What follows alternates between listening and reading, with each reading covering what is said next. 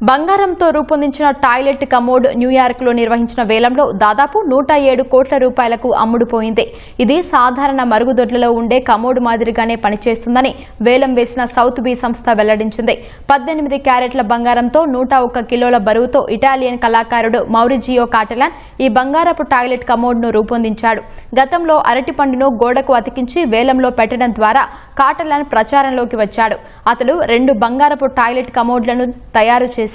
అందులో ఒకటి 2016లో న్యూయార్క్లో ప్రదర్శనకు ఉంచినప్పుడు అమెరికా అధ్యక్షుడు ట్రంప్కు కొన్నాళ్ల పాటు ఇచ్చేందుకు గుగ్గెన్హీమ్ మ్యూజియం సంసిద్ధత వ్యక్తం చేసింది.